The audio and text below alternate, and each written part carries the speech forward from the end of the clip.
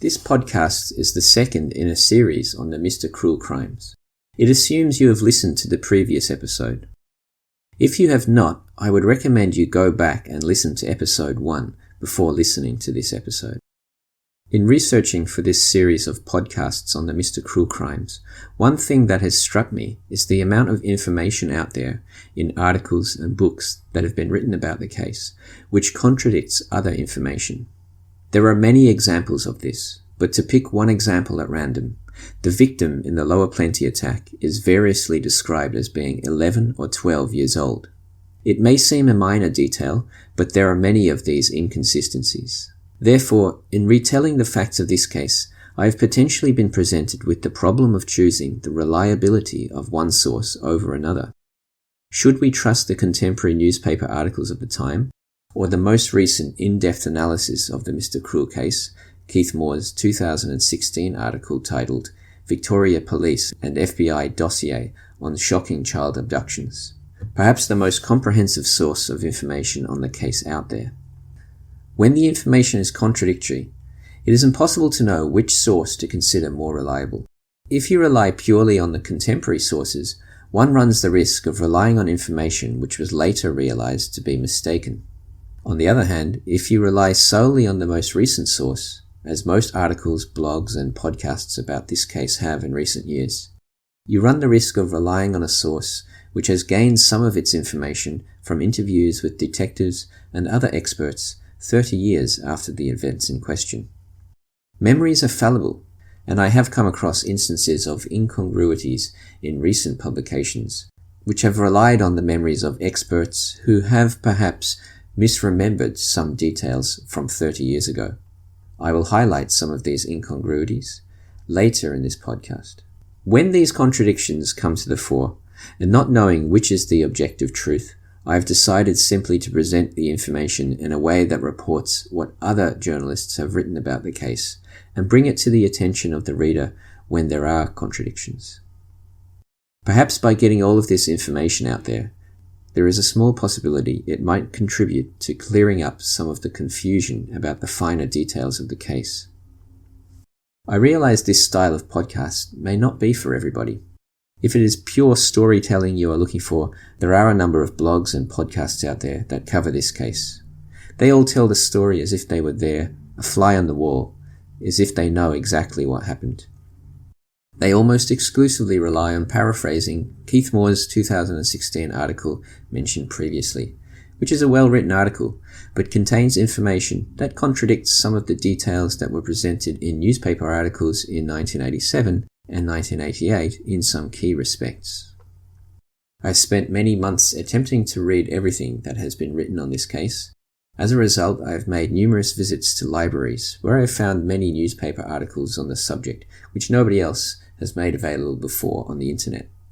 I am confident I have now read the vast majority there is to read about this case that is in the public forum. This podcast is a collation and presentation of all that I found in these sources, and it is largely presented in chronological order. In the first episode, I mentioned the 4 canonical attacks that are considered by most detectives to be the work of Mr. Cruel. Today I will focus on the first of these, that was reported in the media as the Lower Plenty rape of a girl in her home on the 22nd of August 1987. A particularly violent rape.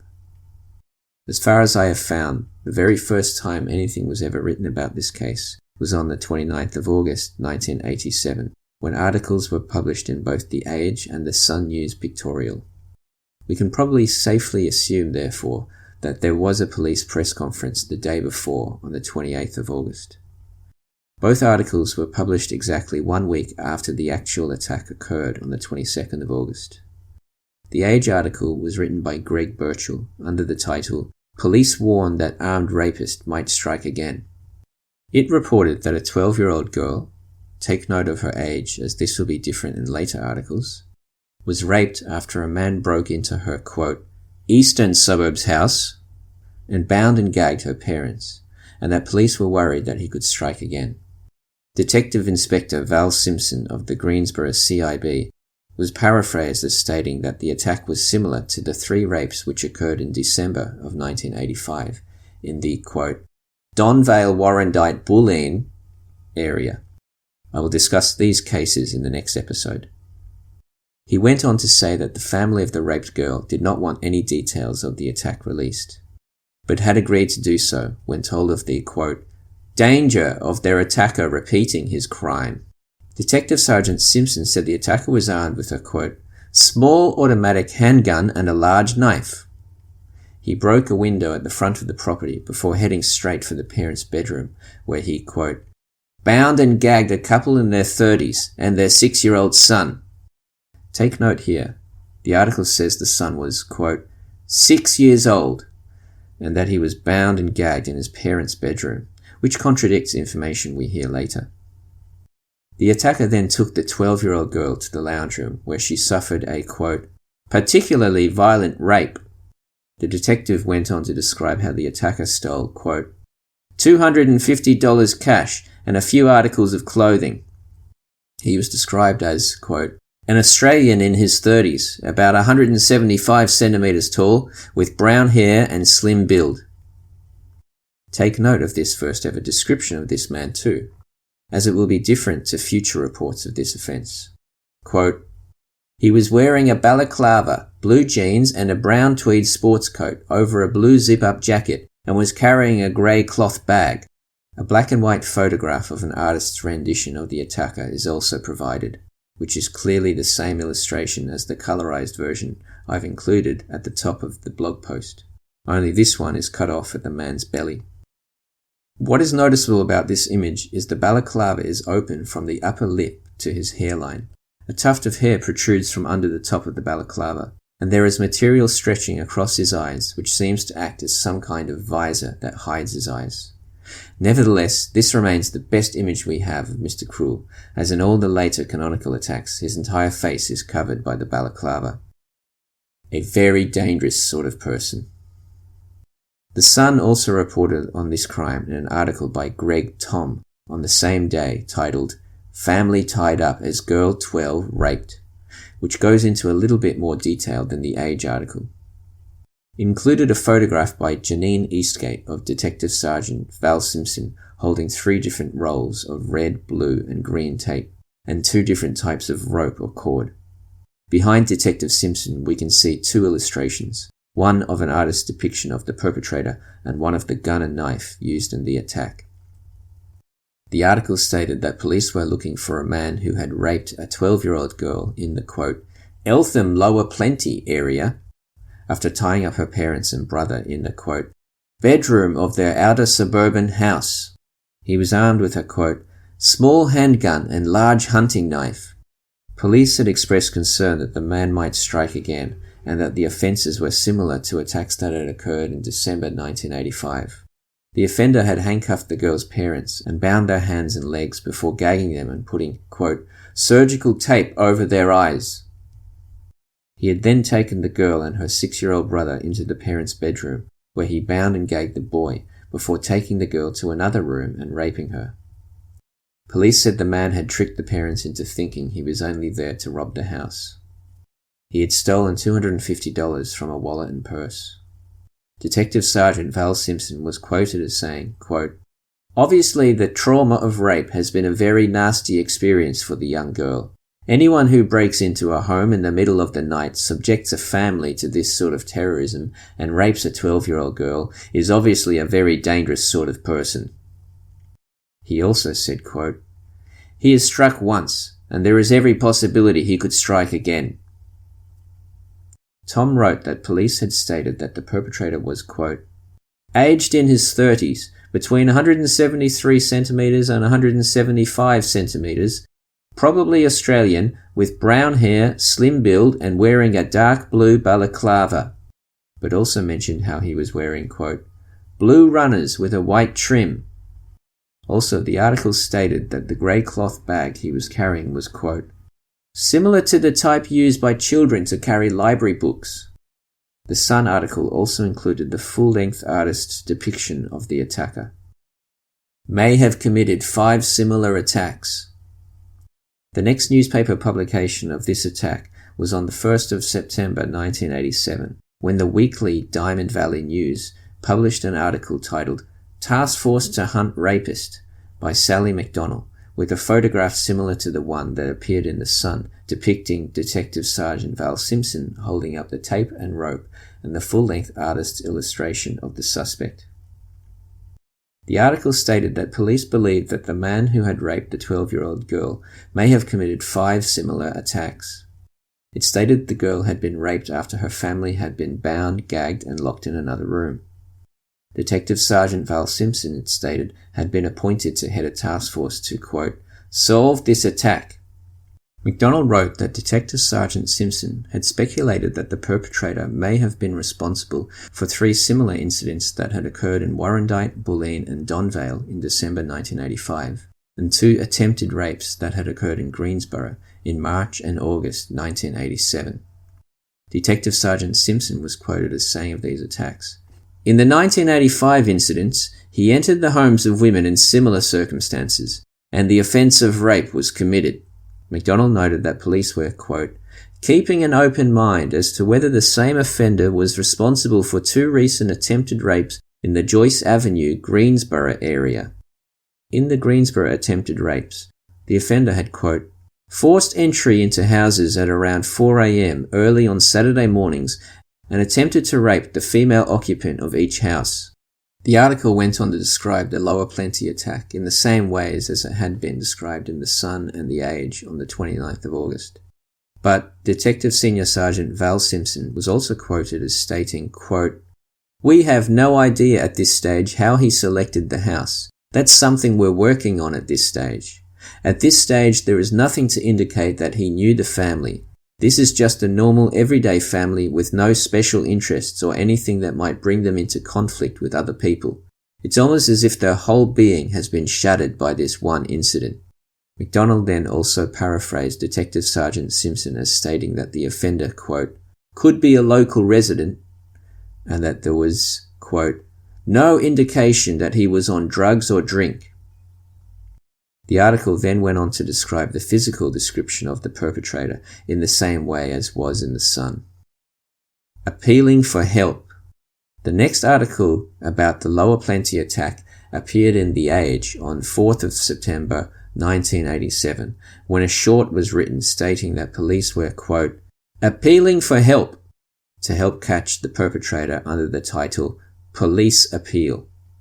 Surprisingly, this short described the attack as occurring in Eltham, which must have been a mistake, as while the exact address has never been publicized, it has mostly been reported as having occurred in Lower Plenty or the Lower Plenty Eltham area, which seems to suggest the part of Lower Plenty which is near the border with Eltham. There is every possibility he could strike again. The same day, a more detailed article was published in The Sun by Bruce Tobin, under the title, Rapists Threatened a Second Family, Police. The article described how the perpetrator had gained access to the house in, quote, Lower Plenty, Eltham, after he, quote, smashed a window. However, it described how before he raped the girl, he had made a threatening phone call to another family, quote, from the main bedroom of the house and threatened them with physical violence.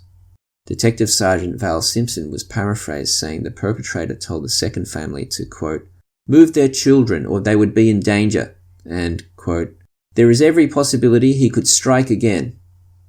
He also suggested that the same man could have been responsible for 3 rapes that occurred in the eastern suburbs in December 1985. The man had called the second family between 4:30 and 5 a.m. and referred to the person on the other end as Bozo. Detective Sergeant Simpson, quote, appealed to the people who received the call to contact police.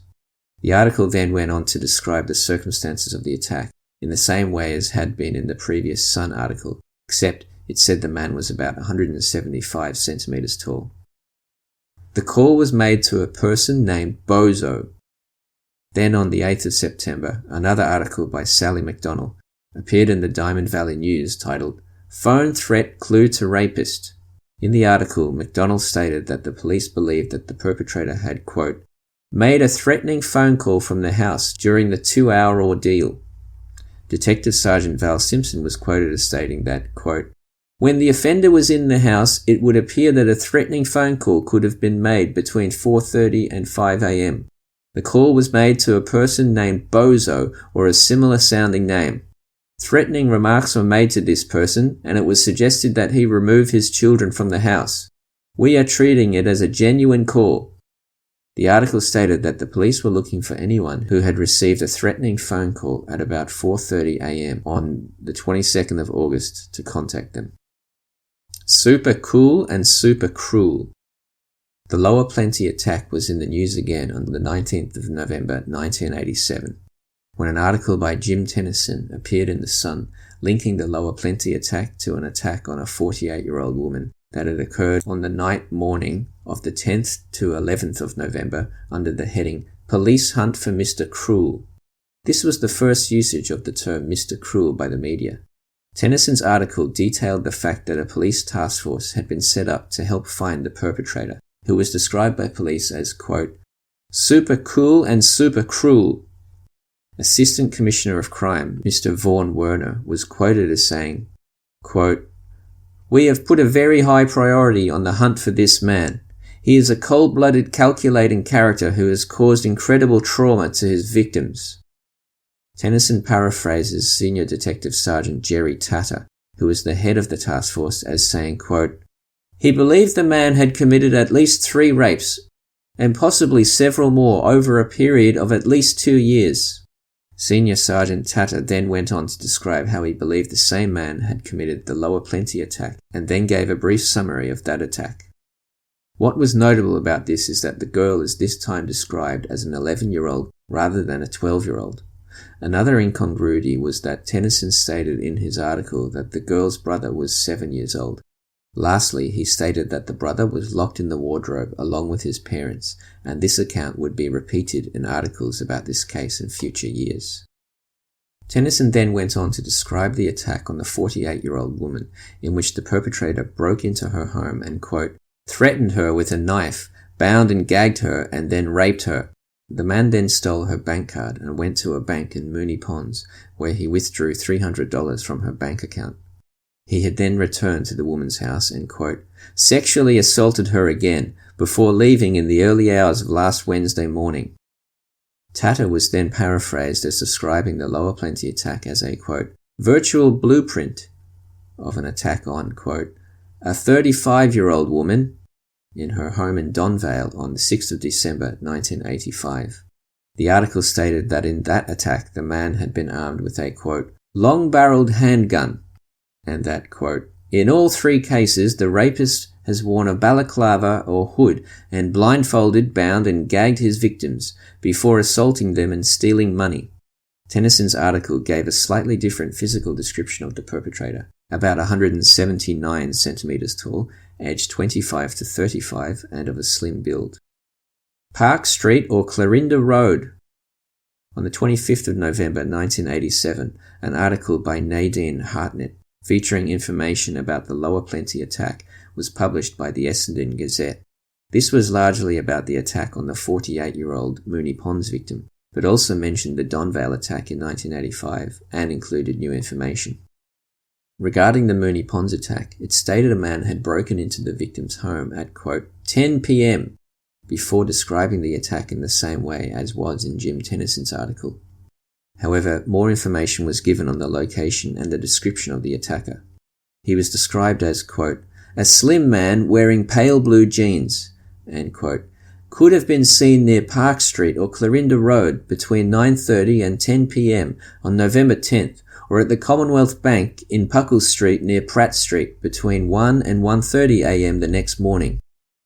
Hartnett then paraphrased Senior Sergeant Jerry Tatter as describing the Lower Plenty victim as 11 and her brother as 7, repeating the claim that the brother was locked in the wardrobe with his parents.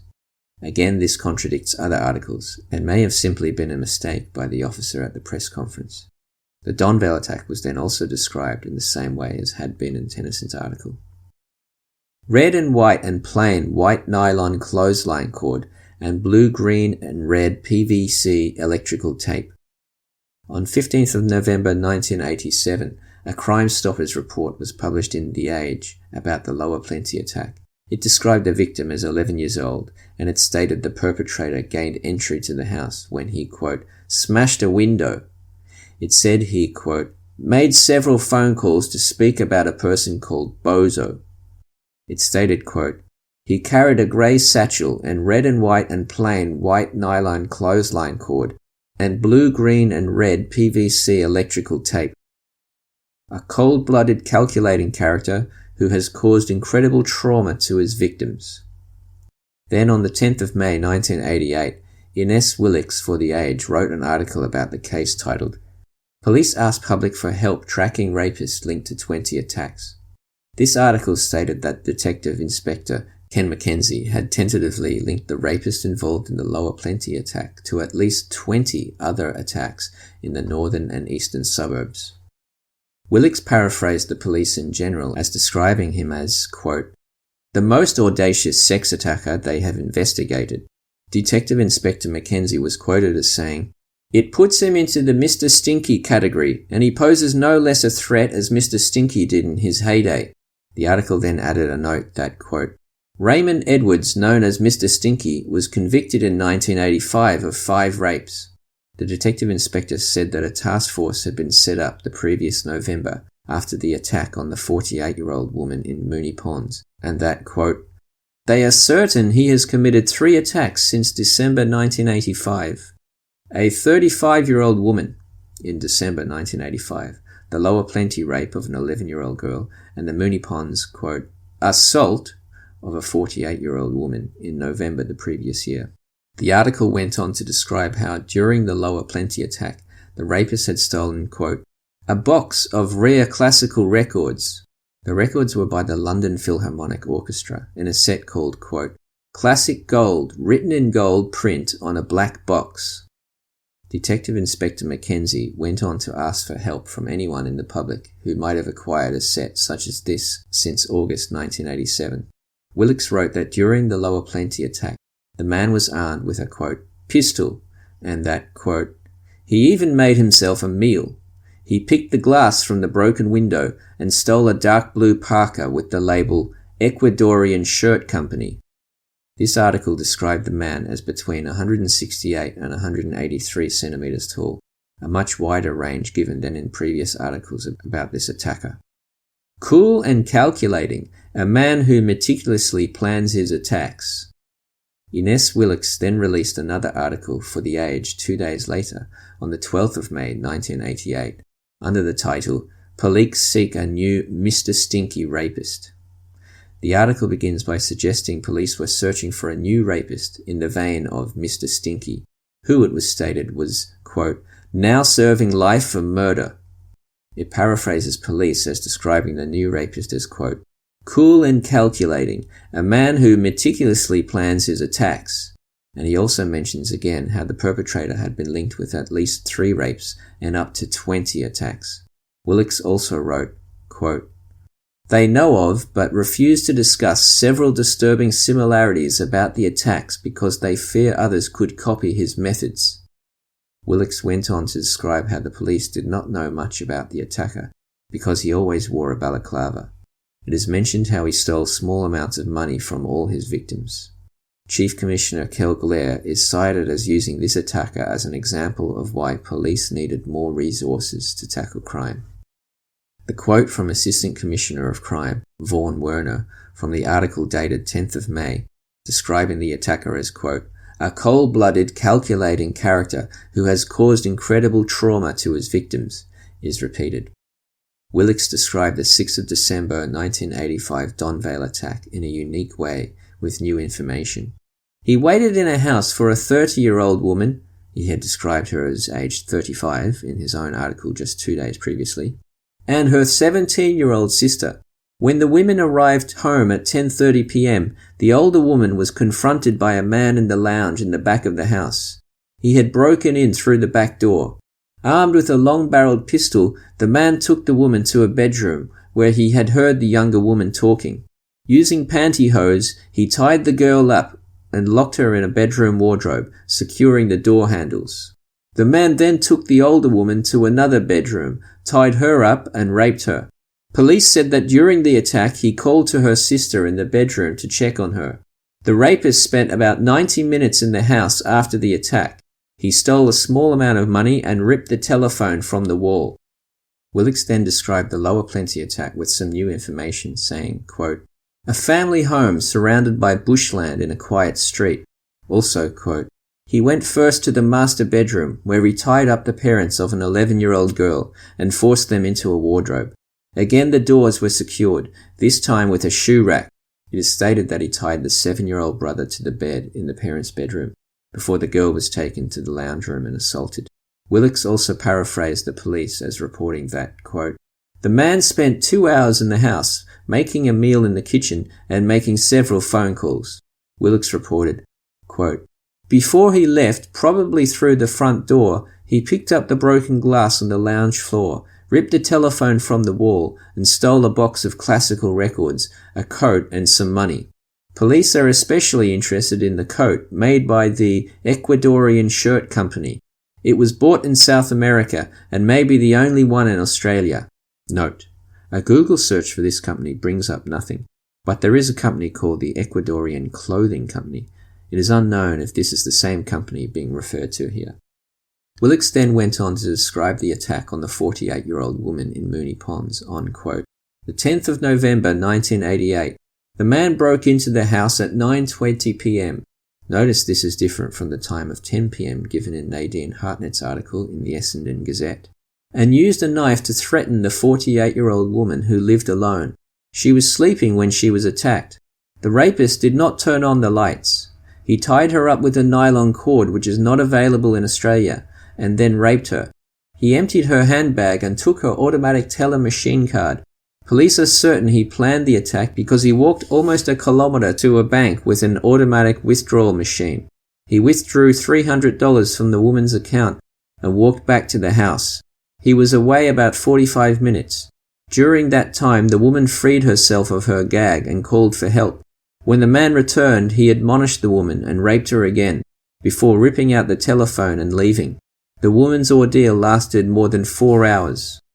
Willicks then repeated the physical description of the man that he had written in the 10th of May article, describing him as between 25 and 35, 168 to 183 centimetres tall, and of slim build. The article included the same police artist's rendition of the perpetrator as was published in earlier articles about the Lower Plenty attack, and a photograph of Chief Commissioner Kel Glare. A vicious kidnapper known as Mr. Cruel. When Sharon Wills was abducted from her Ringwood home in December 1988, press reports did not link it to the Lower Plenty attack. It was not until the abduction of Nicola Linus in July 1990 that the three cases were linked in the media. This occurred when Brian Walsh, Andrew Mevison, and Mary Viskovich wrote an article for The Sun titled "Alert on Mr. Cruel." It was published on the 6th of July 1990, after Nicola Linus had been released by the kidnapper. The article went to press before it was realised Nicola Linus had been found alive, so it was written as if she was still missing, even though she was discovered earlier that morning. In linking the Nicola Linus abduction to the Lower Plenty attack in 1987, the moniker Mr. Cruel was resurrected. It had not been used in the media since Jim Tennyson's article in November of 1987. The police had linked the Nicola Linus abduction with the Sharon Wills abduction as soon as the former kidnapping occurred over 2 days previously, but now they were linking the Lower Plenty case as well. It pointed out that in both the Lower Plenty attack and Nicola Linus's abduction, the offender was wearing a balaclava and armed with a long knife and a handgun. This article described the Lower Plenty victim as 11 years old. Same offender, responsible for rape of a girl 11 in her Lower Plenty home. The Age published their own article the same day titled "Letter Imprint Clue to Missing Girl" by Paul Conroy, Jackie MacDonald and Peter Schwab. While the crux of the article was about a clue that might have been left by the abductor of Nicola Linus.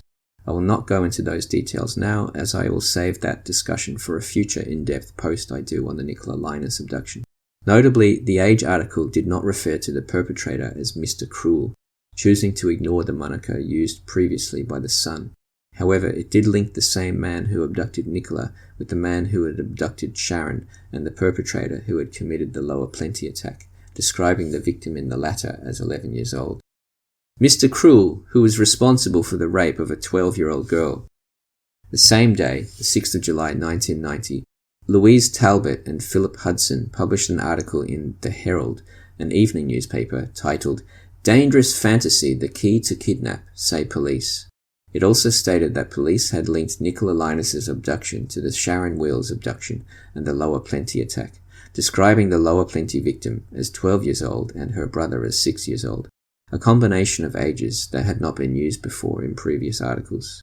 It also stated, quote, "This man may also be responsible for attacks in December 1985, which obviously refers to the Donvale, Warrandyte bullying sexual assaults mentioned previously. Having resurrected the Mr. Cruel moniker and associated it with the abductions of Sharon Wills and Nicola Linus, both of which had far more media coverage than the Lower Plenty attack, the name struck a chord and was used from then on by television, radio, and the press in reference to this case. Factual errors. When Carmen Chan was abducted on the 13th of April 1991, the Herald Sun newspaper, a merger of the evening broadsheet The Herald and the morning tabloid The Sun News Pictorial, published an article by an unnamed author on the 15th of April describing the abduction as the work of Mr. Cruel, the same man who had abducted Sharon Wills and Nicola Linus, but did not mention the Lower Plenty attack. The article published false information that all three girls were abducted on school holidays. Nicola Linus was abducted during the final week of term, not on school holidays, and this was made clear in a number of the newspaper articles that were published about her abduction in July 1990. I will come back to this topic in the future in-depth post about Nicola Linus. The article also falsely asserted that the moniker Mr. Cruel was one which was given to him by detectives. Rather, he was dubbed Mr. Cruel in the previously mentioned article by Jim Tennyson, published by The Sun on the 19th of November 1987. There was no mention of the Lower Plenty attack in this article, but it was linked in an article in The Age on the 16th of April titled "Police Put Together Profile of Kidnapper" by Bruce Tobin and Jackie MacDonald. The Lower Plenty attack did not occur on school holidays. Thank you to the researcher Penguin for pointing this out to me. Over the course of the last 30 years, numerous newspaper articles, books, and even the FBI profiling report have erroneously stated that all four of the canonical Mr. Cruel attacks occurred on school holidays. This is incorrect. In fact, neither the Lower Plenty attack nor the Nicola Linus abduction occurred during school holidays. The latter occurred in the final week of term and the former in mid-term 3.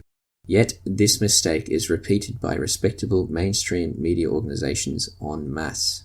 There is a perfectly good explanation as to how this mistake was originally made.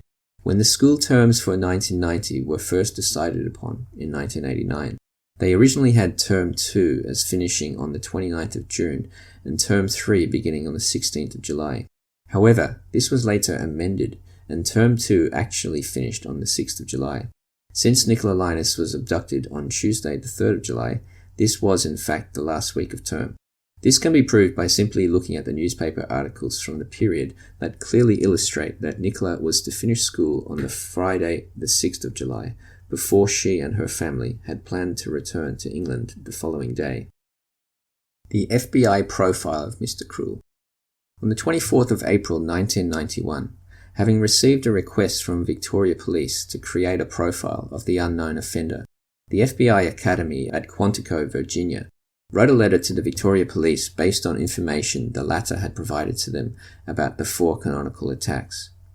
At this stage, Victoria Police was under the mistaken belief that all four attacks had occurred during school holidays, so the FBI provided their profile based on this false information. Of note in this document, relevant to any discussion about the Lower Plenty attack, is that the FBI stated, quote, "We believe the offender may reside in the vicinity of the first assault," meaning the Lower Plenty attack. This is further strengthened by the fact that the offender has returned to that same general area in the fourth assault. In cases of serial sexual assault, this type of clustering indicates an area of great significance to the offender. Usually it indicates that the offender lives there, while in other cases it reflects his employment. In this case, we believe that it is more probable that the offender resides in that area. In view of the fact that these incidents all occur during school holidays, coupled with the offender's use of a school uniform in the third assault, we suggest there is a high degree of probability that the offender is involved with a school. He may be employed there or connected with a school in some other capacity. The FBI profile continues in this vein, and I will delve into it in more depth in a future post. What is startling here, however, is the fact that the Victoria Police relied upon this profile, which the FBI constructed based on false information. This is not to mention that the entire subject of the FBI method of profiling is an extremely controversial one and is considered to be a pseudoscience by many, with no peer-reviewed studies proving that it works.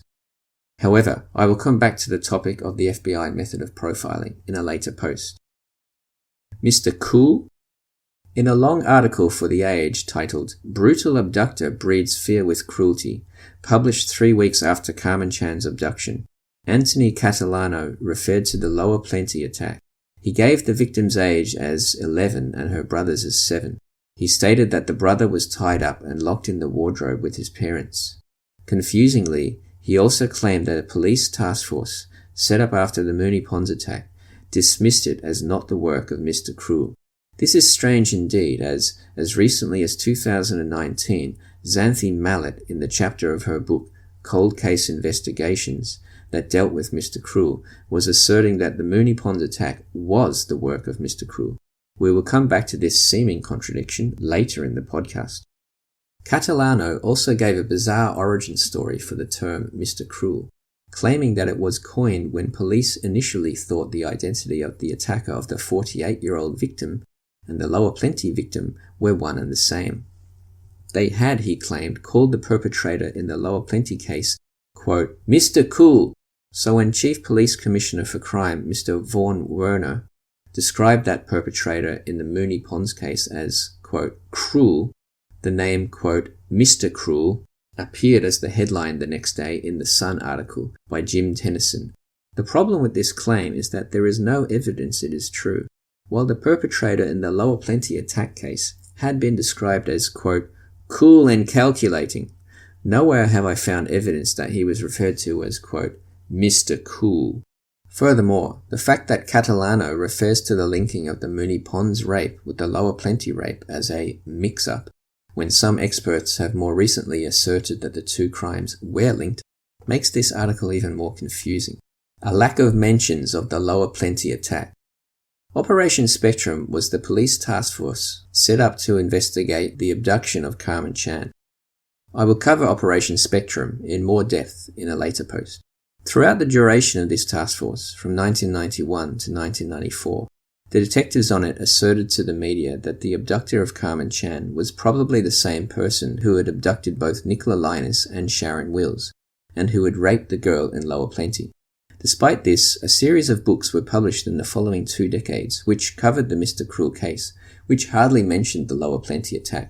For example, Paul Anderson's chapter on Mr. Cruel from his 2003 book Dirty Dozen, Shocking Australian True Crime Stories, only included 1 sentence about the Lower Plenty attack.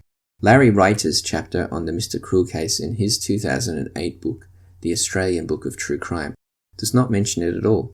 Colin McLaren, who was a detective on Operation Spectrum, included a chapter on the Mr. Cruel case in his 2011 book Infiltration, but he also completely neglects to cover the Lower Plenty case. There are also a number of factual errors in the chapter, such as when he claims Nicola Linus celebrated her 13th birthday on the day of her release by her abductor. It was in fact her 14th birthday, but we will come back to that at a later date. Her 7-year-old brother was forced to watch tied to a bed. In October 2007, the Police Life magazine published an article about Mr. Cruel, which included information about the Lower Plenty attack that had never been released previously. Indeed, it is unclear whether the information included was mistaken, as I have not seen this information anywhere else. The article by Sarah Campbell included information based on an interview with Detective Senior Sergeant Chris O'Connor, who had worked on Operation Spectrum. In describing Mr. Cruel, the article stated, quote, one of his victims, an 11-year-old girl, was attacked as her 7-year-old brother was forced to watch, tied to a bed. This is the only source which describes this detail of this attack. It does not even appear in Keith Moore's extremely detailed summary of the attack in his 2016 article, Victoria Police and FBI Dossier on Shocking Child Abductions for the Herald Sun. Removed a pane of glass from the lounge room window. On the 14th of December 2010, Philippa O'Donnell published an article for the ABC website in which it was stated that the perpetrator in the Lower Plenty attack had, quote, removed a pane of glass from the lounge room window. This contradicted previous descriptions of the entry in which it was claimed the man had, quote, smashed the window to enter the property. Keith Moore's Herald Sun article, Mr. Cruel suspected of at least a dozen attacks on children. On the 11th of April 2012, to mark the 20th anniversary of the discovery of Carmen Chan's remains, Keith Moore wrote an article for the Herald Sun titled, Mr. Cruel suspected of at least a dozen attacks on children. The article was quite a comprehensive description of the attacks on the victims of the 4 canonical attacks. Quote, the first victim police confirm was certainly attacked by Mr. Cruel was an 11-year-old girl he raped in 1987. He removed a window pane in the lounge room of her Lower Plenty home about 4 a.m. Wearing a mask and carrying a small handgun and a large hunting knife, Mr. Cruel woke the girl's parents and forced them to lie on their stomachs while he expertly tied their hands and feet using knots commonly tied by sailors and those familiar with securing loads. He then gagged them and put surgical tape over their eyes before locking them in their bedroom wardrobe. Their 6-year-old son was blindfolded, gagged, and tied to his bed. Mr. Cruel then turned his attention to the real reason for the break-in, sexual gratification from the 11-year-old girl. He was in no hurry, spending about 2 hours in the house. So cool was he during the attack that he took a break from raping the girl to make himself a meal. He also searched the home and stole a box of classical records and a dark blue parka coat with a fake fur collar. The girl later told police he made a phone call from the house and threatened another family with physical violence. She said he warned the family to move their children or they would be in danger and that he had referred to the person he phoned as Bozo. A police check of telephone records revealed there was no such phone call. It was part of his modus operandi, setting up red herrings to distract police and make his capture less likely.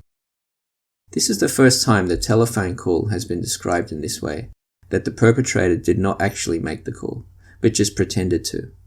None of the newspaper reports from 1987 and 1988 mentioned this, and this detail is also left out of Keith Moore's next big article about the case for the Herald Sun in 2016. This is extremely confusing, and one might rightly ask why this is the case. Keith Moore's Victoria Police and FBI dossier on shocking child abductions. Perhaps the most comprehensive piece of writing on the Mr. Cruel case was the article written by Keith Moore for the Herald Sun on the 8th of April 2016, Victoria Police and FBI dossier on shocking child abductions. It included a host of new information that had never been revealed previously. 8 years old. In regards to the Lower Plenty attack, it repeated the Philippa O'Donnell description of Mr. Cruel removing a window pane of the lounge room window to gain entry to the house. Moore gave the victim the pseudonym Jill and said she was, quote, 11 years old, before incredibly describing her brother as, quote, 8 years old. This boy has now been described in different sources as being 6, 7, and 8 years old respectively at the time of the attack. The parents were uncuffed and then restrained around the hands and ankles with nylon cord, which Mr. Cruel expertly tied using knots commonly used by sailors and those familiar with using rope to secure loads. Moore stated that the perpetrator, quote, was armed with a handgun, kitchen knife, handcuffs, and nylon cord. He went to the main bedroom first, forced the parents onto their stomachs, and handcuffed their hands and ankles. Mr. Cruel then went to the children's rooms, woke them up, and took them to the parents' bedroom. He told them he was going to rob them. The parents were uncuffed and then restrained around the hands and ankles with nylon cord, which Mr. Cruel expertly tied using knots commonly used by sailors and those familiar with using rope to secure loads. Jill's brother was tied to the bed, and Jill's hands were tied with the cord. All the victims were then gagged with electrical tape, and the children were blindfolded with surgical tape.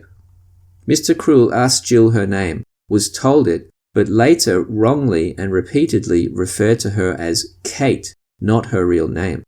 He also asked the father's clothes size, saying he was about the same size. He demanded cash and a first aid kit and said he needed some clothes, a shower, some food, and wanted to shave. Mr. Cruel then removed various items from the wardrobe and forced both parents inside it and put a bed blanket over them. He used the bedroom phone but did not make a connection. Mr. Cruel then went to other rooms in the house before returning to the main bedroom. He then made another call, this time connecting, and made threats into the phone. The word bozo was used. Mr. Cruel then shut the wardrobe door and locked it. He left the room and returned soon after with a radio and turned it to 3KZ loudly to drown out the sounds of him assaulting Jill in the bathroom. He made Jill clean her teeth and bathe. Mr. Cruel led Jill into the kitchen where he ate some cold lamb, biscuits, milk and orange juice. With his hunger satisfied, Mr. Cruel then led Jill to the lounge room where he assaulted her again before dumping her in a lounge chair. He left the room for about 10 minutes, during which he checked on the welfare of the parents and Jill's brother. Mr. Cruel returned to the lounge and led the terrified Jill to a seat in the spare room. He left her there for a short time before returning and tying her ankles together with nylon cord. He told Jill he was leaving and that she could count to 100 before freeing herself and her family. Jill later told police she heard the front door close, and she then released herself and then freed her parents and brother. It is possible Mr. Cruel chose Jill as his victim after seeing her photograph in a local newspaper which carried an article about her and her family. Jill was attacked just a few days after the article was published. Moore then listed some quotes Mr. Cruel had uttered during the attack. To the girl's parents he had said, quote, "Be quiet and don't move or I'll hurt someone," and, quote, "Get into the wardrobe and sit down. Get into the closet and kneel down," and, quote, "All I want is money, food and clothes. How much money is in the house?" To the victim he had said, quote, "What's your name? How old are you?" and, quote, "Clean your teeth," and, quote, "I'm going out now, so count to 100 slowly, then you can free your parents." Moore then listed details of the description of the perpetrator as given by the victim's family. Quote, "Australian, 178 centimeters to 183 centimeters tall, of slim to medium build with brown greyish white hair with white spots in it." Note how this differs to the 173 to 175 centimeter description that was given in the original 1987 press reports about the man. There was also no mention of greyish white hair in the original press reports, where he was described as, quote, "brown hair and slim build." He possibly had dandruff and his hair was protruding from beneath his balaclava. Greyish white bushy eyebrows, aged in his mid-20s. Again, this is inconsistent with the original press reports, where he was described as in his 30s. Had a gruff voice, deepish, nervous, uneducated, suffered from bad breath, musty smell, was unshaven with a couple of days' growth, oval face, soft hands, possibly right-handed, wearing blue denim jeans, good condition, close fitting, a brown tweed sports jacket, possibly rust-coloured, a blue nylon waterproof zip-up jacket, blue runners with white flashes down the side, white soles in good condition and white cotton socks. His balaclava was navy blue with an open face and some type of material covering the eye area. His gloves were light in colour, possibly yellow, and were of the dishwashing or surgical type. Moore then gave a description of items that were stolen by the perpetrator during the attack. Quote, "A tartan shirt, men's size, in red, black and yellow, $250 cash, a gold engagement ring of 18-karat yellow gold with a single white diamond. The diamond was on a gold mounting with 4 claws and had the number 4132 stamped inside and was worth $2,500 in 1987. A gent's dark blue cotton parka with a fake black fur collar. It was slightly padded with a distinctive zip in the left arm. The parka was made in Ecuador and was branded Ecuadorian Shirt Company. A pair of men's trousers, 82 centimeters to 85 centimeters, possibly Roger David brand, light blue or grey with a small check and of straight leg design. A Gillette safety razor in a blue plastic box with a clear lid. A dark brown vinyl bag. Moore then gave a description of the weapons and equipment Mr. Cruel used in the attack. Quote, small black handgun, pistol type, knife, kitchen, black handle, silver blade, about 20 centimeters long, at least 4 sets of handcuffs, nylon-coated cord, white and red or white, electrical tape, adhesive, roll of red, roll of green and roll of blue, elastoplast, material bag, dark bluish or grey or light grey colour, similar to school library bag. Without doubt, Keith Moore's 2016 article provided the public with more information about this attack than any other single document had done to date. It has clearly been the chief source that was relied on in the production of a number of notable podcast series about the case, like Case File and True Blue True Crime. However, some of the information in the article clearly contradicted information in Moore's 2012 article, Mr. Cruel suspected of at least a dozen attacks on children.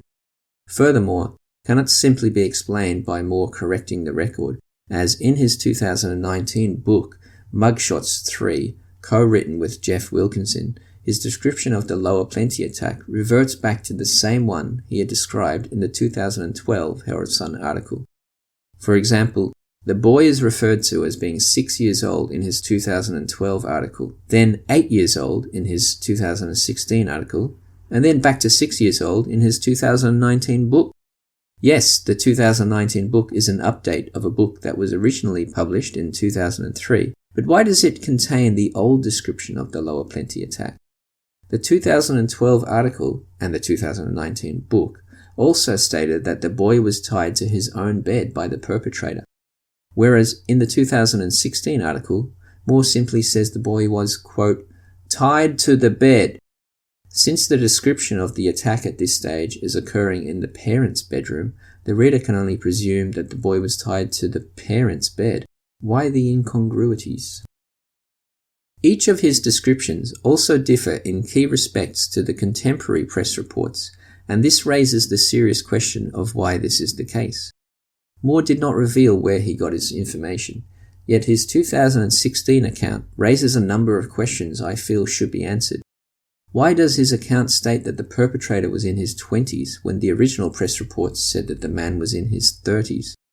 Why does Moore's information state that the man was between 178 and 183 centimeters in height, when the first press reports said that he was between 173 and 175 centimeters in height? Why does Moore's account say that the perpetrator, quote, connected when he made his second call from the telephone, yet his 2012 article and his 2019 book and Xanthi Mallett's account suggests this was a ruse and there was nobody on the other end? What was the actual age of the girl and her brother, and why do we have so many contradictory accounts of it, with the girl's age ranging from 11 to 12 and the boy's ranging from 6 to 8? Why did Moore's account say that the parents were not blindfolded with surgical tape, only the children were, yet the original press reports in 1987 stated the parents were also? Indeed, why did the 2007 Police Life article state that the boy was, quote, forced to watch as the perpetrator attacked the girl, yet this account has not been repeated anywhere else, apart from a 2017 blog post by Carla McConnell, who claimed she was in the same grade 5 class as the victim?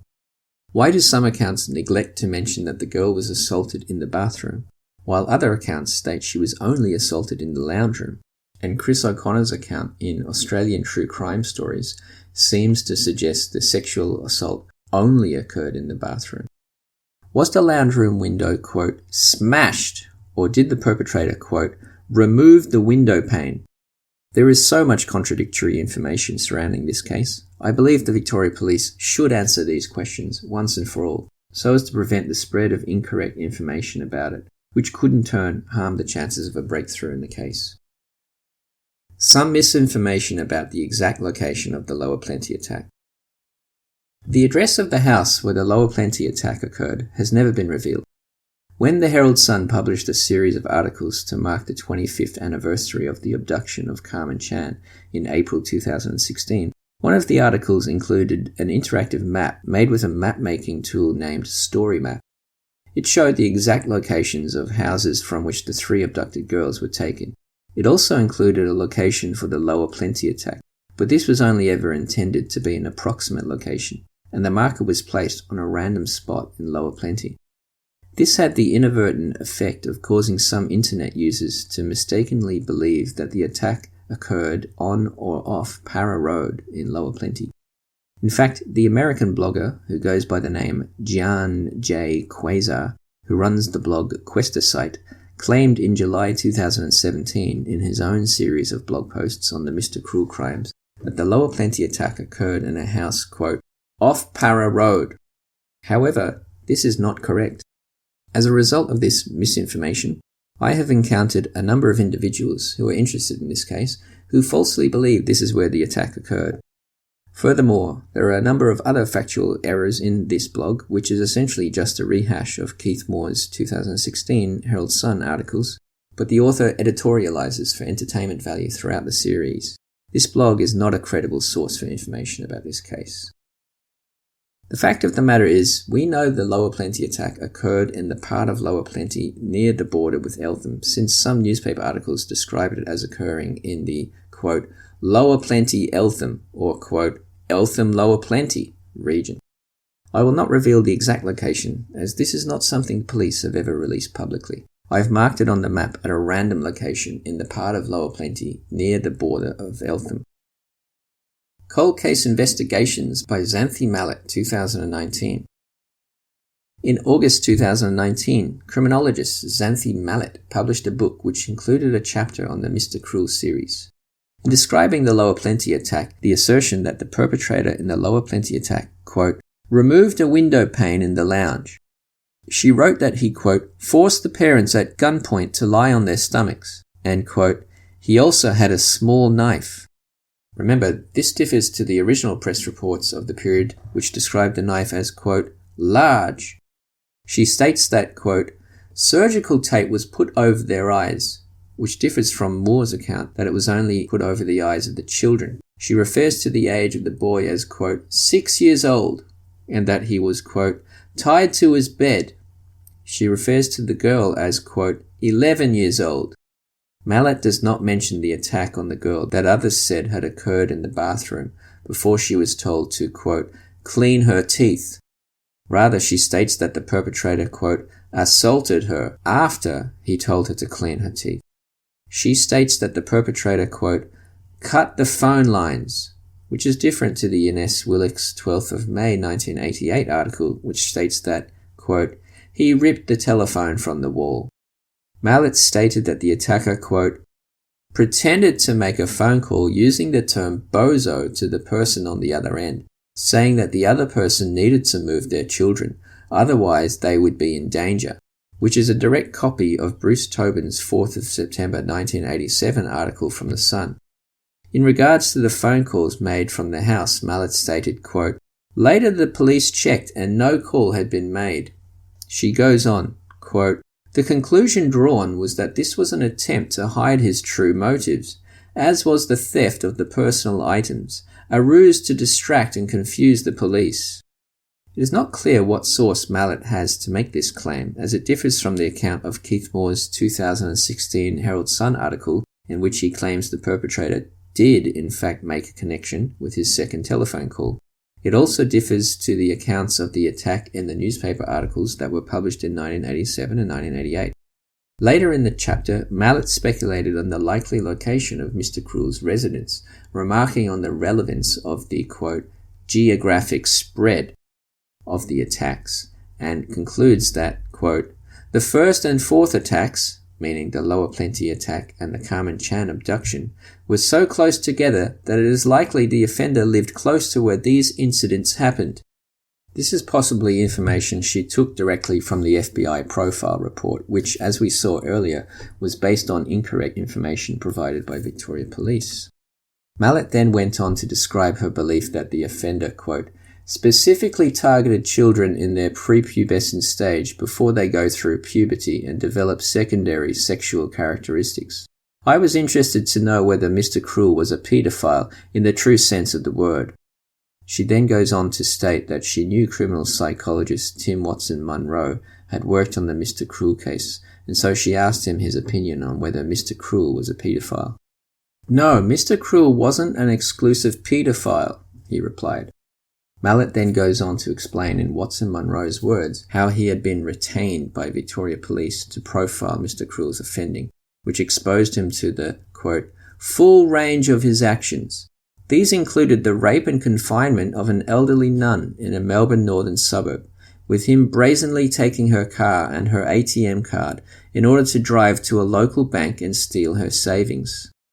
This is clearly referring to the Moonee Ponds attack on the night of the 10th to 11th of November 1987, except Tim Watson Munro has referred to the woman as, quote, elderly, when the woman in question was reported at the time as being only 48 years old. Did you notice the other inconsistency? According to Mallet, Watson Munro told her that the offender stole the woman's car and drove it to the bank. However, in S. Willix's article from the 12th of May 1988, clearly stated that the offender walked to the bank before stealing the woman's savings. Mallet also said that Watson Munro told her the woman was a nun. Anthony Catalano's 4th of May 1991 article, which mentioned the Moonee Ponds attack, stated that the woman in question was a, quote, former nun. Catalano also claimed that the police had ruled out the attack as being the work of Mr. Cruel. The amount of contradictory information out there in this case is truly staggering. One clear mistake in Mallet's work is that the audio version of Mallet's book pronounces Carmen Chan's name incorrectly, pronouncing the name Carmine throughout. Additionally, Carmen's sister Carly is spelt incorrectly as Karlie when it should be Karly. Mysteriously, Mallet also quoted Watson Munro as saying, quote, there were a number of other crimes involving the detention and rape of adult women, but then does not say which attacks these are, so it is unclear if what are being referred to here is the Warrandyte, Donvale, Bulleen, and Greensboro attacks. Dancing with Demons, Tim Watson Munro, 2017. I was only recently notified by a fellow researcher who takes an interest in this case that Tim Watson Munro published his own book called Dancing with Demons in 2017. There is one sentence about the Moonee Ponds attack in that book, quote, police asked me to profile this bloke, Mr. Cruel, long before he became famous. The police were concerned after a number of break-ins and rapes in the inner Melbourne suburbs. One involved the rape of an elderly nun. One can only speculate that Mr. Watson Munro has simply remembered this case incorrectly in referring to the victim as, quote, an elderly nun. She was certainly not reported as being elderly, as it was reported at the time of the crime that she was 48 years old, and this was stated in numerous contemporary sources. Whether the woman was a nun or a former nun, however, I do not feel like I can speculate on. Xanthi Mallet may have come across Tim Watson Munro's book in researching her own book and interviewed him about the case, and it being 30 years ago, perhaps Mr. Watson Munro has simply misremembered the details? Or did the police intentionally give the wrong age of the woman so that she could not easily be identified? The 2019 Channel 9 documentary Australian Crime Stories, Mr. Cruel. In 2019, the Nine Network released a documentary about the Mr. Cruel series of crimes. It was written and directed by Adam Shand and showed some interesting archival news footage which could not be found previously on the internet, and included interviews with retired detective Chris O'Connor and journalist Keith Moore. Looking at the facts presented about the Lower Plenty case, Shand gave the victim's age as 11. Chris O'Connor said the attacker, quote, went to the children's bedroom and there were 2 children in there. One was the victim and one was her sibling. The sibling was harnessed to the bed and the 11-year-old was taken out of the bedroom to the bathroom. At the completion of the sexual assault, he ate some food, had some drink. He stole a quantity of money and some jewelry and clothing from the family, and he left via the front door. What is notable about this is that firstly, this account seems to suggest that the children slept in the same bedroom, whereas other accounts had previously stated the attacker went and got them from their, quote, rooms, plural. Also, it seems to indicate that the boy was tied to his bed in this bedroom, and not, as is suggested elsewhere, in the parents' master bedroom. It also indicates that the girl was sexually assaulted in the bathroom, but at no point does it mention she was assaulted in the lounge room, as is suggested in all other accounts. So, yet again, we have an account which seems to raise more questions than answers. During the account given by Chris O'Connor, a visual dramatization is shown of the attacker invading the home. Only, the man is shown wearing a full balaclava with no opening for the face, which is different to the actual one that was used in the attack. It seems the producers of the program erred here, as in the dramatization they play for the Sharon Wills attack, the offender is depicted with an open-faced balaclava and wearing a brown tweed coat over a raincoat, which is what the attacker was wearing in the Lower Plenty attack. And they also show the police sketch of the intruder as he appeared in the Lower Plenty attack. This means they mixed up the appearance of the intruder from the two attacks. The program also repeats the mistake that Nicola Linus was abducted during school holidays, which we will delve into more in the future post about Nicola. What is interesting about this program is that it provides some original information about the 14-year-old female Hampton attack victim from 1985. Interview with retired detective Valentine Simpson. In February 2021, I visited retired detective Valentine Simpson and his wife Mary at their home to interview Val about his involvement in the task force that was set up to investigate the Lower Plenty attack. Now 80 years old and 95% blind, Mr. Simpson had in recent years suffered a stroke that had also slightly affected his speech. What was immediately clear, however, was that his mind was sound and he still had a strong attachment to this case. Quote, "I didn't catch the bugger and that's the worst part of it," he told me. Val and his wife Mary were kind, welcoming people, and Val was happy to discuss his experience of the case, as long as it did not involve a discussion of any of the confidential details of it, such as the identity of the family concerned, the address of where it occurred, or any of the confidential crime scene information.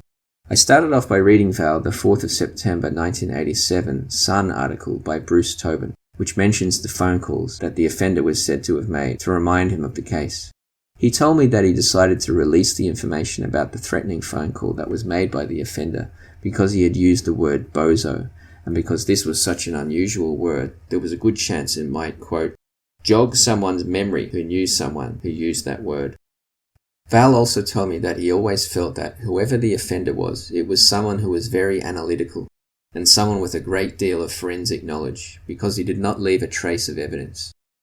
Val described it as, quote, the perfect unperfect crime scene, and that he had not seen anything like it in all his years of police work. Val told me that there were a few things he could not tell me about the crime scene which had not been released to the public. I then asked him whether this had ever led him to suspect that the perpetrator might have been someone involved with the police, and he replied, "Of course, police, medical, forensics, we went through all those things." When I suggested the perpetrator might have been someone who had been in prison before, and so was determined to cover up their tracks to avoid a return to jail, Val replied, "Maybe, but I think it was someone who had a greater knowledge than that, but that's just my opinion." He repeated that it was highly unusual for an offender not to leave a trace in all his years of investigating. I referred to the point that was made in the 12th of May 1988 Ines Willock's article, which stated that the rope used in the Moonee Ponds attack was not a rope that was found in Australia, and Val said, quote, "No, I went to all the rope factories, and they all said it's not made in Australia, it's from overseas." Even 34 years after the attack, one of the things that struck me about Val was that he still had a deep concern about the victims of crime, and particularly this one. Mary said Val would regularly stay up to 3 a.m. working on the case and then get up at 5 a.m.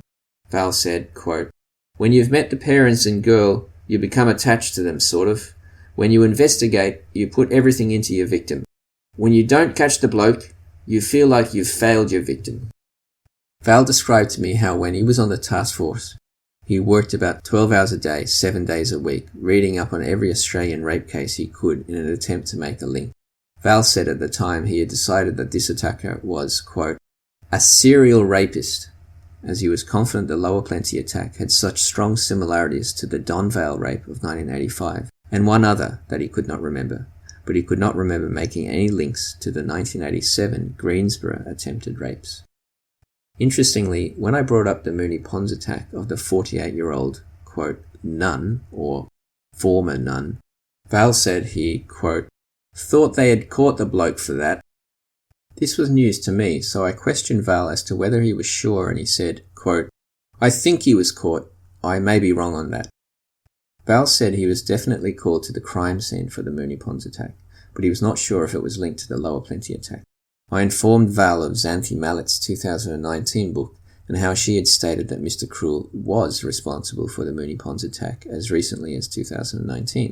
When I informed Val of the discrepancy between Ines Willix's article of the 12th of May 1988 and Xanthi Mallett's book of 2019, in that the former claimed the perpetrator walked to the bank and the latter stated he used the woman's car, Val said he couldn't remember which the offender had done, but felt like it might have been the latter. Val did mention, however, how, like in the Lower Plenty attack, he could not find the maker of the rope that was used in the Moonee Ponds crime. In fact, he said he could not find the maker of the rope that was used in any of these crimes. I asked Val if he had any involvement in the investigations of the Warrandyte and Bulleen attacks, and he replied, quote, I examined them very closely because when we were doing our initial investigations into all the rapes, I examined the reports of those crimes very closely. Val's wife Mary at this point said, quote, when you get to Carmen Chan, Val has a theory about that. I said that I'd love to hear it, and Val stated confidently, quote, in my opinion, Carmen Chan was not Mr. Cruel. When I asked why he thought that, Val responded, quote, for one, it's a completely different MO. For starters, the spray painting on the car, a completely different MO. He, meaning the Lower Plenty attacker, left nothing. Everything was just too different from his normal process. Mary also pointed out that retired police wear their hearts on their sleeves, and in any case where the crime goes unsolved, they beat themselves up about it. She recalled that when Carmen Chan was found to have been murdered in 1992, Val had told a colleague how guilty he felt because he had failed to catch Mr. Cruel, since they had said the offender was responsible for Carmen Chan's death. Val had said, quote, I didn't catch him, and now look at what's happened. Val's colleague replied, quote, the operative word, Val, is we. We didn't catch him. But later, Mary said Val had decided, quote, it's not him, because he said, quote, to me, the MO was completely different. Getting back to the topic of the identity of Mr. Cruel, Val said that, quote, it was probably someone who had a very good knowledge of forensic investigation. On the question of whether Mr. Cruel was still alive, Val said he wasn't sure. Quote, if he's still alive, why has he gone so quiet? He asked. It struck me that Val still took his responsibility very seriously. He remained very professional throughout the interview and did not disclose any confidential information about his crime. There are a number of contradictions in the reporting of facts about the Lower Plenty attack. Therefore, it is important to consider all sources before overly relying on any one source. The list of these contradictions as have been established. 1. Girl's victim's age, variously 11 or 12 years old. 2. Brother's age, variously 6, 7 or 8 years old. 3. The location and circumstances of the sexual assault on the girl, variously. Brother was harnessed to bed in bedroom she shared with her brother. The brother was tied to the parents' bed in the master bedroom. The girl was sexually assaulted in the bathroom, or in the bathroom and the lounge room, or only in the lounge room. The boy was forced to watch the sexual assault. Unclear how latter could occur if boy was blindfolded with surgical tape. 4. Circumstances surrounding the blindfolding of the victims. Variously, the parents and children were blindfolded with surgical tape. Only the children were blindfolded with surgical tape. 5. The circumstances of the entry into the home. Variously, the window was smashed with a brick, or the window pane was removed. 6. The circumstances of the phone calls that were made. Variously, a number of phone calls were made. A connection was made on the second call and the perpetrator threatened someone who answered on the other end. 2 calls were made, both of which were the attacker just pretending he was speaking to someone. 7. The circumstances surrounding the cutting of the phone line. Variously, no mention of it. The perpetrator pulled the phone from the wall. The perpetrator cut the line. 8. The knife used in the attack. Variously described as large or small. 9. The physical characteristics of the intruder. Variously 173 to 175 centimeters tall, about 175 centimeters tall, 178 to 183 centimeters tall. 10. The age of the offender. Variously in his 20s or in his 30s. 11. Whether the Moonee Ponds attack is linked to the Lower Plenty attack at all. 12. The age and information of the Moonee Ponds victim. Variously a 48-year-old woman, a 48-year-old former nun, an elderly nun. 13. Circumstances of the attack on the Moonee Ponds victim. Variously, the intruder walked to the bank to steal the woman's money, or the intruder drove the woman's car to the bank. I call on detectives who have worked on this case to set the record straight about the above contradictions in order to prevent misinformation about the case circulating in society. Don't forget to follow Melbourne Marvels on iTunes or your preferred podcast player. You can follow my blog on this case at melbournemarvels.com. That's melbournemarvels.com. If you'd like to support the show and the research I do, I'd greatly appreciate it if you donated the price of a cup of coffee to help cover the many expenses I have incurred in conducting my research. You can find my Patreon page in the description to do this. There you can also find the Melbourne Marvels page on Facebook, Instagram and Twitter. You can also follow me on Twitter at MELBIN Marvels, on Instagram at MELBIN Marvels, and on Facebook as Melbourne, spelt like the city, Marvels. Please contact Crime Stoppers on 1800 333 000 if you feel you can help solve this case. Or if you have any information about this case you'd like to discuss, please contact me by email on Melbourne, MELBIN Marvels @gmail.com. Thank you for listening. Till next time, take care everybody.